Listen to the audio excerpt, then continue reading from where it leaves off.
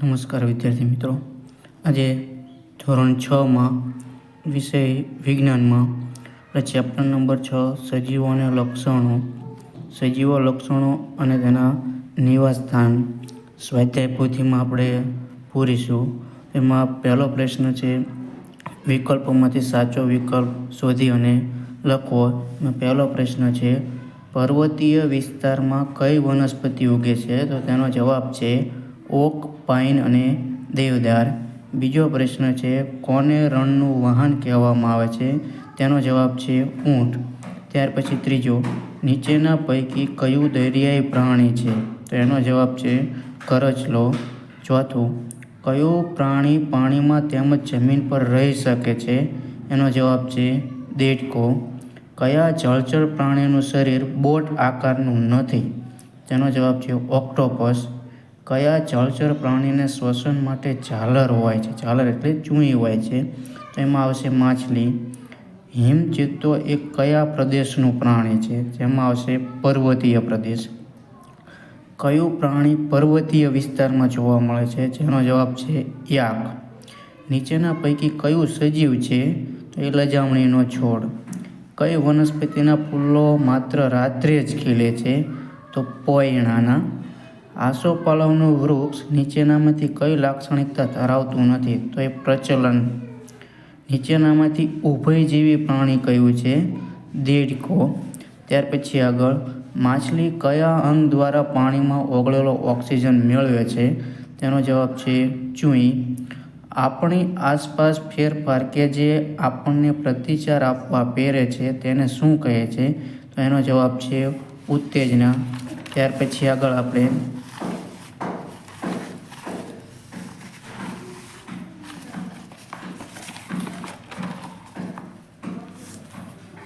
બીજો પ્રશ્ન છે, ખાલી જગ્યાઓ. તો ખાલી જગ્યામાં જોઈશે પહેલી ખાલી જગ્યા, નિવાસસ્થાનના જૈવિક ઘટકો ખાલી જગ્યા અને ખાલી જગ્યા છે. તો એનો પહેલો જવાબ છે વનસ્પતિ અને બીજો જવાબ છે પ્રાણીઓ.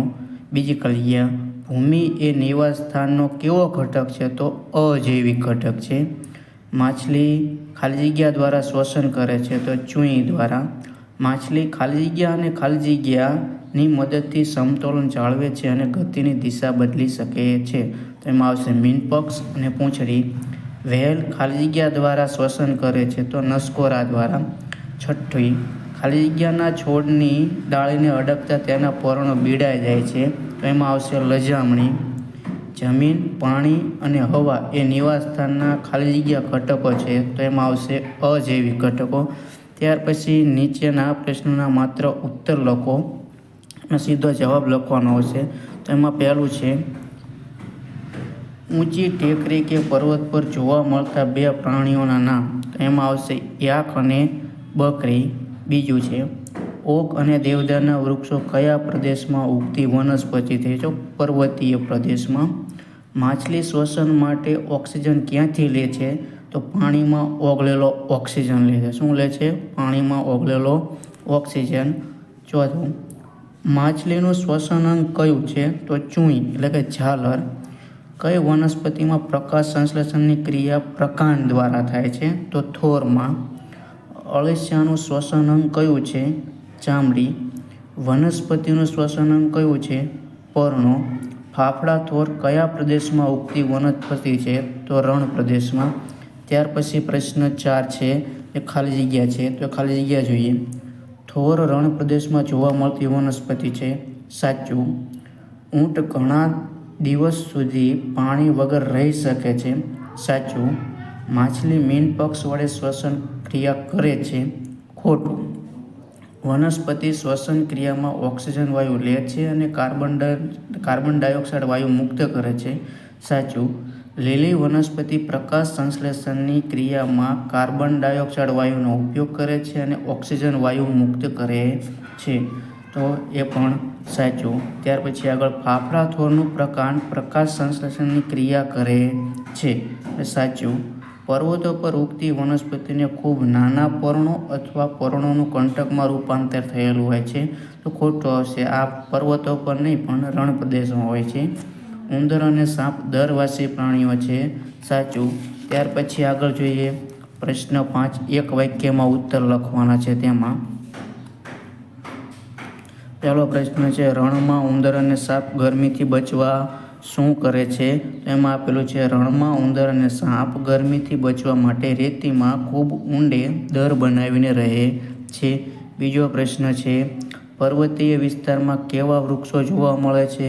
તો પર્વતીય વિસ્તારમાં વૃક્ષો શંકુ આકારના, તેની ડાળીઓ ઢળતી અને પાંદડા સોયાકાર હોય છે. સોયાકાર જોવા મળે છે. હિમચિત્તો એટલે કે સ્નો લેપર્ડને બરફ પર ચાલતી વખતે ઠંડીથી રક્ષણ મેળવવા માટે કેવી રચના હોય છે? તો હિમચિત્તો એટલે સ્નો લેપર્ડને બરફ પર ચાલતી વખતે ઠંડીથી રક્ષણ મળે તે માટે શરીર, પગ અને પંજા પર ગાઢ રૂંવાટી હોય છે. જલીય વનસ્પતિના પ્રકાર કેવા હોય છે? તો જલીય વનસ્પતિના પ્રકાર લાંબા, પોલા અને હલકા હોય છે તથા પાણીની સપાટી સુધી વિકસિત હોય છે. પાંચમો પ્રશ્ન, વનસ્પતિ શ્વસન ક્રિયામાં કયા વાયુનો ઉપયોગ કરે છે અને કયો વાયુ મુક્ત કરે છે? શ્વસન ક્રિયા શબ્દ હોય તો શ્વાસોશ્વાસની ક્રિયા થતી હોય એ મુજબ, તો વનસ્પતિ શ્વસન ક્રિયામાં ઓક્સિજન વાયુનો ઉપયોગ કરે છે અને કાર્બન ડાયોક્સાઇડ વાયુ મુક્ત કરે છે. વનસ્પતિ પ્રકાશ સંશ્લેષણ, જો ઉપરના પ્રશ્નમાં તો શ્વસન ક્રિયા, આમાં છે પ્રકાશ સંશ્લેષણ. બંનેમાં યાદ રાખવાનું, શ્વસન ક્રિયા હોય તો ઓક્સિજન વાયુ લેવાનો, પ્રકાશ સંશ્લેષણ હોય તો કાર્બન ડાયોક્સાઇડ વાયુ. જો પ્રશ્નનો જવાબ છે વનસ્પતિ પ્રકાશ સંશ્લેષણની ક્રિયામાં કાર્બન ડાયોક્સાઇડ વાયુનો ઉપયોગ કરે છે અને ઓક્સિજન વાયુ મુક્ત કરે છે. ત્યાર પછી આગળનો પ્રશ્ન નંબર 7, રણની વનસ્પતિના પર્ણો કેવા હોય છે? તો રણની વનસ્પતિના પર્ણો નાના હોય છે, ઓછા હોય છે અને પાણીની અછત વખતે પર્ણોનું કાંટામાં રૂપાંતર થાય છે. દેડકો પાણીમાં તરી શકે તે માટે પગની રચના કેવી હોય છે? તો દેડકાના પગની આંગળીઓ વચ્ચે ચામડી જોડાયેલી હોય છે, જે દેડકાને પાણીમાં તરવા માટે મદદરૂપ થાય છે. ભૂમિય નિવાસસ્થાનના પ્રકાર જણાવો. તો એમાં આવશે 1 જંગલો, 2 રણ પ્રદેશ, 3 ઘાસના મેદાન, 4 દરિયાકાંઠાના વિસ્તાર, 5 પર્વતીય વિસ્તાર. ત્યાર પછી 10મો પ્રશ્ન, જલીય નિવાસસ્થાનના પ્રકાર જણાવો. તો આમાં 1 તળાવ, 2 નદી, 3 સરોવર, 4 સમુદ્ર, 5 કળણ એટલે દળદળ કાદવવાળો વિસ્તાર. ત્યાર પછી વ્યાખ્યા કીધી છે. તેમાં પહેલી વ્યાખ્યા છે અનુકૂલનની. તો ચોક્કસ પ્રકારના નિવાસસ્થાનને લીધે વનસ્પતિ કે પ્રાણીઓમાં રહેલી ચોક્કસ આદતો કે લક્ષણોની હાજરી તેમના વિસ્તારમાં કુદરતી રીતે જીવવા માટે સક્ષમ બનાવે છે, તેને અનુકૂલન કહે છે. બીજી વ્યાખ્યા છે ઉત્તેજના. આપણી આસપાસના એવા ફેરફાર જે આપણને તેમના તરફ પ્રતિચાર આપવા પ્રેરે છે, તેને ઉત્તેજના કહે છે. ત્યાર પછી ઉત્સર્જન છે. સજીવો દ્વારા શરીરમાં ઉત્પન્ન થતા નકામા અને હાનિકારક પદાર્થોને શરીરમાંથી દૂર કરવાની પ્રક્રિયાને શું કહે છે? ઉત્સર્જન કહે છે. ત્યાર પછી આગળ ચોથી વ્યાખ્યા આપેલી છે આપણને પ્રજનનની. તો પ્રજનન જોઈએ. પ્રજનન શું છે? સજીવો તેમના જેવો જ સજીવ ઉત્પન્ન કરે છે, તેને પ્રજનન કહે છે. નિવાસસ્થાન, તો વનસ્પતિ અને પ્રાણીઓ જે વિસ્તારમાં રહી જીવન જીવતા હોય તેને તેનું નિવાસસ્થાન કહે છે. ત્યાર પછી આગળ પ્રશ્ન 7, નીચેના પ્રશ્નના ટૂંકમાં ઉત્તર લખો. 2 ગુણમાં પ્રશ્ન પૂછાઈ શકે છે. તો એમાં જોઈએ શું કીધેલું છે. પર્વતીય વિસ્તારમાં રહેતા પ્રાણીઓ અને વનસ્પતિઓના નામ જણાવો. તો પર્વતીય વિસ્તારમાં રહેતા પ્રાણીઓમાં હિમચિત્તો, યાક, પર્વતીય બકરી અને સફેદ રીંછ. પર્વતીય વિસ્તારમાં ઉગતી વનસ્પતિઓમાં ઓક, પાઇન અને દેવદાર. બીજો પ્રશ્ન છે રણ પ્રદેશમાં રહેતા પ્રાણીઓ અને વનસ્પતિઓના નામ જણાવો. તો રણ પ્રદેશમાં રહેતા પ્રાણીઓમાં આવે છે ઊંટ, કાંગારૂ, રેટ. કાંગારૂ રેટ મતલબ કે રણનું ઉંદર. સાપ અને કસ્તુરી મૃગ. શું છે? સાપ અને કસ્તુરી મૃગ. રણ પ્રદેશમાં ઉગતી વનસ્પતિઓમાં આવશે થોર, સરુ, આંકડો અને બાવળ. શું આવશે? થોર, સરુ, આંકડો અને બાવળ. વ્હેલ અને ડોલ્ફિન કેવી રીતે શ્વસન કરે છે? એમાં વ્હેલ અને ડોલ્ફિનને ચૂંઈ હોતી નથી, તેઓ નસકોરા કે શ્વસન છિદ્રો છે તેમના માથાના ઉપરના ભાગે ગોઠવાયેલા હોય છે. તેઓ જ્યારે પાણીની સપાટીની નજીક તરતા હોય ત્યારે તેના દ્વારા હવા અંદર લે છે. તેઓ લાંબા સમય સુધી શ્વાસ લીધા વગર પાણીની અંદર રહી શકે છે. શ્વાસ લેવા તેઓ સમયાંતરે સપાટીની બહાર માથું કાઢે છે. ત્યાર પછી આગળનો પ્રશ્ન છે, પર્વતીય વિસ્તારમાં રહેતા પ્રાણીઓના અનુકૂલન જણાવો. તો પર્વતીય વિસ્તારમાં રહેતા પ્રાણીઓના અનુકૂલનો નીચે મુજબ છે. એમાં પહેલું, ઠંડીથી રક્ષણ મેળવવા માટે તેમની ચામડી જાડી અને રૂંવાટી ધરાવે છે. ઉદાહરણ તરીકે યાકને લાંબા વાળ હોય છે જેથી તેનું શરીર ગરમ રહે છે. બીજો પોઈન્ટ, હિમચિત્તાના શરીર, પગ અને પંજા પર ગાઢ રૂંવાટી હોય છે જે તેને બરફ પર ચાલતી વખતે ઠંડીથી બચાવે છે. ત્રીજું, પર્વતીય બકરીઓ મજબૂત ખરીઓ ધરાવે છે જેથી ખડકાળ ઢાળ પર દોડી શકાય. ત્યાર પછી આગળનો પ્રશ્ન, સિંહના શિકારી પ્રાણી તરીકેના અનુકૂલન જણાવો. તો સિંહના શિકારી પ્રાણી તરીકેના અનુકૂલનો નીચે મુજબ છે. એમાં પહેલું, સિંહ જંગલમાં કે ઘાસના મેદાનમાં રહેતું સશક્ત પ્રાણી છે જે હરણ જેવા પ્રાણીનો શિકાર કરી શકે છે. બીજો પોઈન્ટ, તેનો આછો ભૂખરો રંગ. કેવો રંગ? આછો ભૂખરો રંગ ઘાસના મેદાનમાં છુપાવા માટે મદદરૂપ થાય છે અને ભક્ષ્યની નજરથી બચીને તેના પર અચાનક હુમલો કરી શકે છે. ત્રીજું, તેના ચહેરાની આગળ તરફ રહેલી આંખો તેને શિકારીના ચોક્કસ સ્થાન વિશે ખ્યાલ આપે છે. ચોથો પોઈન્ટ, તેની દોડવાની ઝડપ શિકારને પકડવામાં મદદ કરે છે. ત્યાર પછી આગળનો પ્રશ્ન આપ્યો છે છઠ્ઠો, ઘાસના મેદાનમાં રહેતા હરણના અનુકૂલન જણાવો. તો ઘાસના મેદાનમાં રહેતા હરણના અનુકૂલનો નીચે મુજબ છે. એમાં પહેલો પોઈન્ટ, ઘાસના મેદાનની વનસ્પતિના મજબૂત પ્રકારને ચાવવા માટે તેને મજબૂત દાંત હોય છે. અહીં એક શબ્દ લખવાનો રહી ગયો, મજબૂત દાંત હોય છે. બીજો પોઈન્ટ, તેનો વાઘ અને સિંહ જેવા પ્રાણીઓ દ્વારા શિકાર ન થાય અને તેમનાથી બચાવ થાય તે માટે શિકારી પ્રાણીના સામાન્ય હલનચલનને સાંભળી શકે તે માટે તેના કાન લાંબા હોય છે. ત્રીજો પોઈન્ટ, તેના માથાની બાજુ પર રહેલી આંખો તેને ખતરાની જાણ માટે દરેક દિશામાં જોવા માટે મદદરૂપ થાય છે. ચોથો પોઈન્ટ, હરણની ઝડપ તેને શિકારી પ્રાણીથી દૂર ભાગવામાં મદદરૂપ થાય છે. સજીવોના લક્ષણો જણાવો. એમાં સજીવોના લક્ષણો નીચે મુજબના હોય તો જ તેને સજીવ કહી શકાય. તેઓને ખોરાકની જરૂર હોય છે. બીજો પોઈન્ટ, તે વૃદ્ધિ પામે છે એટલે કે જન્મે છે, મોટા થાય છે અને છેવટે મૃત્યુ પામે છે. ત્રીજો પોઈન્ટ, તે શ્વસન કરે છે. ચોથો, તે ઉત્તેજનાને પ્રતિચાર આપે છે. પાંચમું, તે હલનચલન કરે છે. છઠ્ઠું, તે ઉત્સર્જન કરે છે. સાતમું, તે પ્રજનન કરે છે. આ બધા જ લક્ષણો તેમાં હોય તો તેને આપણે સજીવ કહી શકીશું. ત્યાર પછી આઠમો પ્રશ્ન, આકાશમાં ખસતું વાદળ સજીવ છે કે નિર્જીવ? શા માટે? સજીવ નિર્જીવ કહેવાનું છે. સજીવ હોય તો શા માટે? નિર્જીવ હોય તો શા માટે? નિર્જીવ હોય તો સજીવના બધા લક્ષણો તેમાં હોતા નથી. આકાશમાં ખસતું વાદળ નિર્જીવ છે તેના કારણો નીચે મુજબ છે. પહેલું, વાદળ પવનના બળથી એક જગ્યાએથી બીજી જગ્યાએ જાય છે. વાદળ પોતાની જાતે ખસતું નથી, તેથી આ સજીવનું પ્રચલનનું લક્ષણ નથી.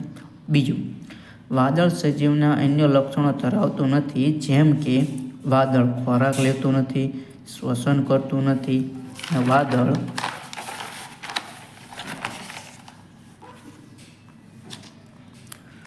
વૃદ્ધિ પામી યુવાન બનતું નથી કે પ્રજનન કરી બીજું વાદળ ઉત્પન્ન કરી શકતું નથી. આગળ બારમાસીના છોડનું હોય. બારમાસીનો છોડ સજીવ છે તેમ શા પરથી કહી શકાય? તો એમાં પહેલો પોઈન્ટ છે, બારમાસીનો છોડ શ્વસન કરે છે. તે પર્ણોમાં આવેલા છિદ્રો દ્વારા હવામાંનો ઓક્સિજન વાયુ લે છે અને કાર્બન ડાયોક્સાઇડ વાયુ બહાર કાઢે છે. તે જમીનમાંથી ખનિજ દ્રવ્યો અને પાણી ખોરાક તરીકે લે છે. ત્રીજું, તેનો નાનો છોડ વૃદ્ધિ પામી મોટો છોડ બને છે. ચોથું, બારમાસીના છોડના બીજ વાવવાથી બારમાસીનો નવો છોડ ઉગે છે. ઉપરના વિધાનો પરથી આપણે કહી શકીએ કે બારમાસીનો છોડ તે સજીવ છે. ત્યાર પછી આગળનું, આગગાડી નિર્જીવ છે કે સજીવ છે? આમ કહેવા માટેના તમારા કારણો આપો. એમાં આપણે કારણ છે એ લખશો. જોઈએ એમનો જવાબ. આગગાડી નિર્જીવ છે આ માટેના કારણો આ મુજબના છે. એમાં પહેલું, આગગાડી એક સ્થાનેથી બીજે સ્થાને જાય છે, પરંતુ કોલસો, ડીઝલ કે વિદ્યુત ઉર્જાના ઉપયોગથી ચાલે છે. તે પોતાની મેળે હલનચલન કરતી નથી. બીજો પોઈન્ટ, આગગાડી સમય જતાં સજીવોની જેમ વૃદ્ધિ પામી કદમાં મોટી થતી નથી. ત્રીજો પોઈન્ટ, આગગાડી પોતાની મેળે કોલસાનો ખોરાક તરીકે ઉપયોગ કરતી નથી. ચોથો પોઈન્ટ, આગગાડી નવી આગગાડીને જન્મ આપી શકતી નથી. આગળ, તેથી આગગાડી ચાલતી હોવા છતાં તે નિર્જીવ છે એમ કહેવાય. ત્યાર પછી પ્રશ્ન 8 છે વૈજ્ઞાનિક કારણો. તો એમાં પહેલું છે, ઊંટ રણનું વાહન કહેવાય છે. શા માટે? તો એમાં જોઈએ આપણે. પહેલો પોઈન્ટ, ઊંટ રણ પ્રદેશમાં વસવાટ માટેના અનુકૂલનો ધરાવ છે. બીજો પોઈન્ટ, તેના પગના તળિયાનો ભાગ ગાદી જેવો હોય છે, આથી તેના પગ રણની રેતીમાં ખૂંપી જતા નથી, તેમજ ગરમ રેતીમાં ચાલવામાં અનુકૂળ રહે છે. ત્રીજો પોઈન્ટ, તે લાંબા સમય સુધી ખોરાક અને પાણી વિના ચલાવી શકે છે. ચોથો પોઈન્ટ, તે લાંબા સમયે અલ્પ માત્રામાં મૂત્રનો ત્યાગ કરે છે. આવા અનુકૂલનો ધરાવતું ઊંટ રણ પ્રદેશમાં મુસાફરી માટે સક્ષમ છે, તેથી ઊંટ રણનું વાહન કહેવાય છે. આગળ, થોર રણ પ્રદેશમાં ઉગી શકે છે. એમાં બીજો વૈજ્ઞાનિક કારણ છે. એમાં પહેલો પોઈન્ટ, થોરના પર્ણો નાના અને ઓછા હોય છે. પાણીની અછતના સમયે પર્ણોનું ઘંટકમાં રૂપાંતર થાય છે, જેથી બાષ્પોત્સર્જન દ્વારા ઓછું પાણી ગુમાવાય છે. બીજો પોઈન્ટ, પ્રકાંડની શાખાઓ જાડી અને લીલી હોય છે, જેના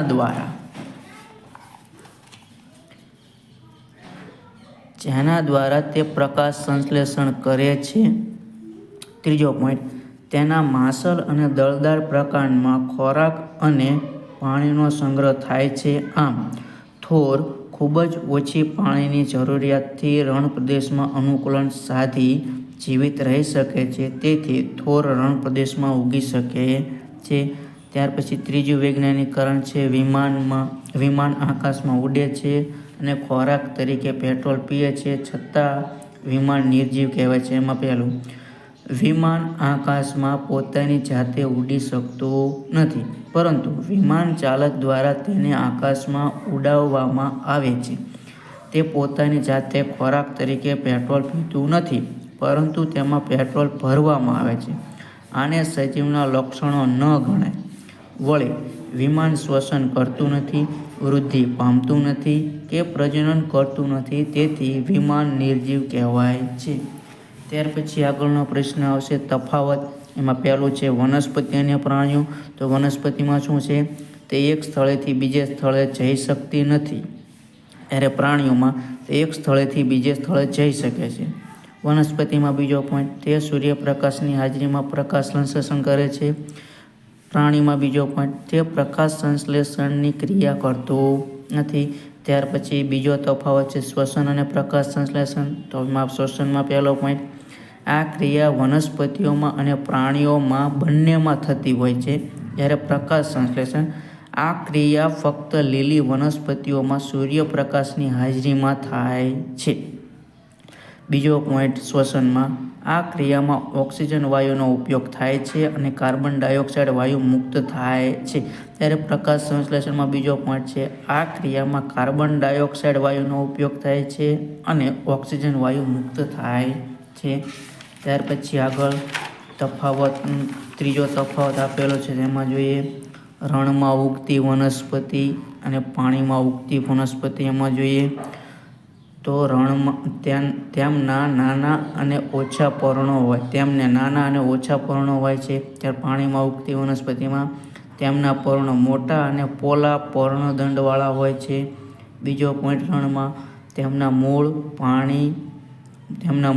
પાણી મેળવવા ખૂબ ઊંડે સુધી ફેલાયેલા હોય છે. તેમના મૂળ માટીમાં ચોંટેલા હોય છે. કેટલીક વનસ્પતિના મૂળ પાણીમાં તરતા હોય છે. ત્યાર પછી સજીવ અને નિર્જીવ ચોથો તફાવત છે, જેમાં તે ખોરાક લે છે સામે ખોરાક લેતું નથી. તે શ્વસન કરે છે, તે શ્વસન કરતું નથી. તે હલનચલન કે પ્રચલન કરે છે, તે હલનચલન કે પ્રચલન કરતું નથી. તે વૃદ્ધિ અને વિકાસ પામે છે, તે વૃદ્ધિ અને વિકાસ પામતું નથી. ત્યાર પછી વર્ગીકરણ છે સજીવ અને નિર્જીવનું. તો એમાં જોઈએ, ઉપરમાંથી વાંચી લેજો અને સજીવ નિર્જીવનું વર્ગીકરણ કરેલું છે. સજીવમાં આવશે બિલાડી, તુલસીનો છોડ, પતંગિયું, ઊંઘતો કૂતરો, કબૂતર, સિંહ, અંકુરણ પામેલું વાલનું બીજ, માખી, અળસિયું. જ્યારે નિર્જીવમાં આવશે બસ, સાયકલ, રેડિયો, ટેલિફોન, પતંગ, સ્કૂટર અને વાદળ. ત્યાર પછી જોડકામાં છે રણ પ્રદેશમાં. તો રણ પ્રદેશમાં શું જોવા મળે આપણને? ઊંટ અને કાંગારૂ રેટ એટલે કે ડી. પર્વતીય વિસ્તારમાં સી, બકરી અને યાક. દરિયા કિનારામાં એ, કરચલા અને શંખ. ઘાસના મેદાનમાં બી, વાઘ અને ચિત્તો. ત્યાર પછી આગળ બીજું જોડકું આપેલું છે, એમાં જોઈએ તો એમાં માછલીમાં શું હોય તો કે ચૂઈ. અળસિયામાં શું હોય તો ચામડી. વનસ્પતિમાં શું હોય? પર્ણ. વ્હેલમાં શું હોય? નસકોરા. એટલે જવાબ બનશે બી, ડી, એ અને ઈ. ત્યાર પછી ઊંટવાળું મુદ્દાસર ઉત્તર લખો.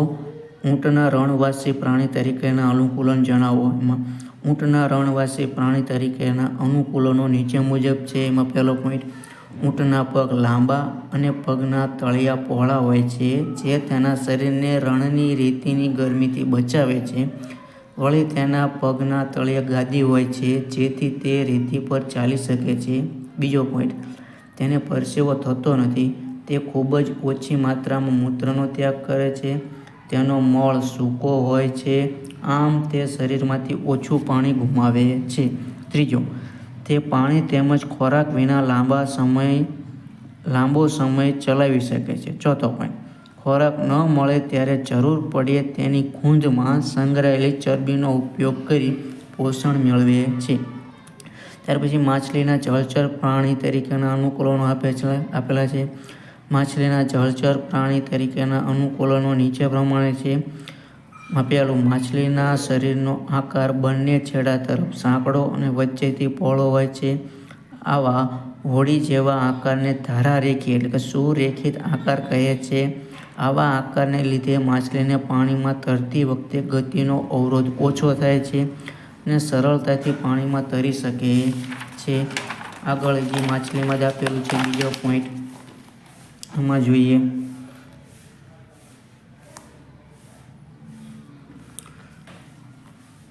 તેના શરીર પર ચીકણા ભીંગડા હોય છે, જેને લીધે પાણીથી રક્ષણ મળે છે. ત્રીજો પોઈન્ટ, તે પાણીમાં ઓગળેલા ઓક્સિજન ગ્રહણ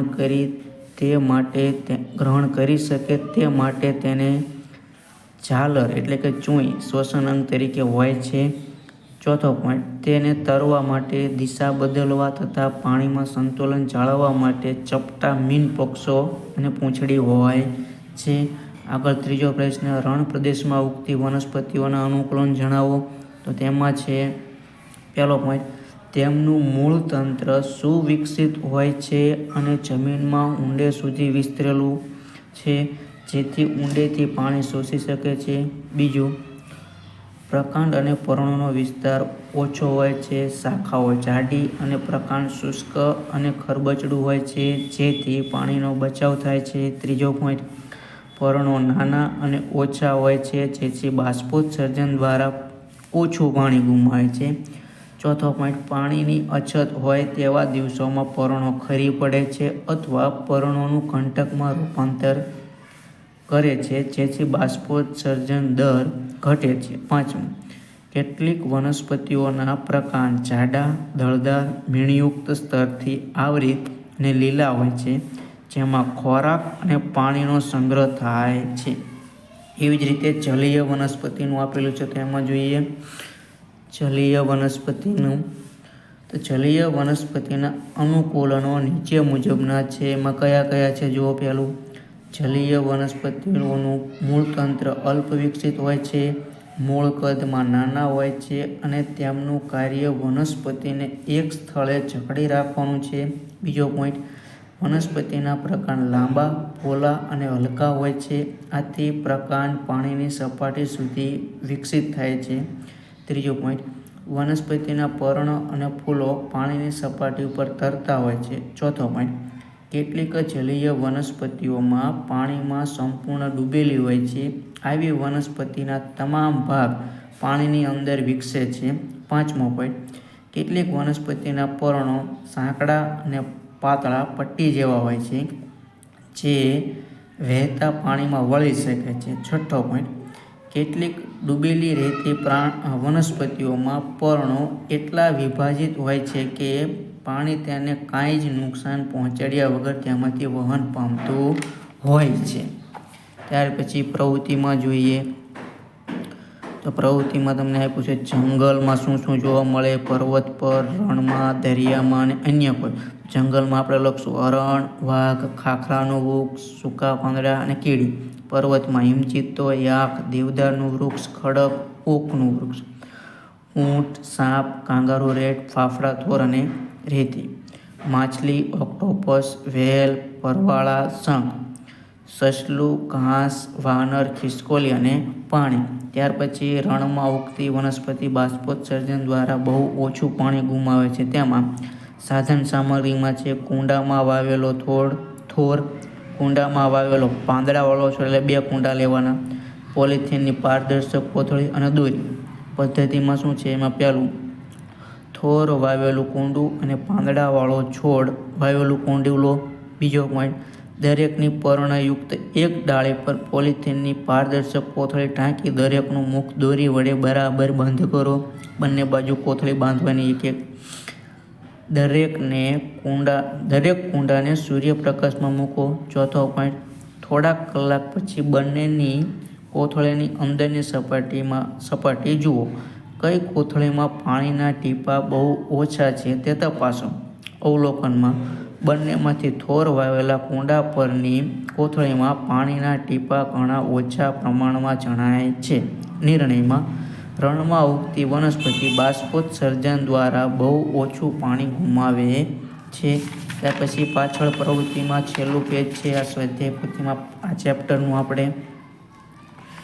તો એમાં આપેલું છે વનસ્પતિ ઉત્તેજનાને પ્રતિચાર આપે છે. એમાં જોઈએ સાધન સામગ્રીમાં છે કુંડામાં ઉગાડેલો ટટ્ટાર છોડ લેવાનો, એને બારી પાસે મૂકવાનો છે.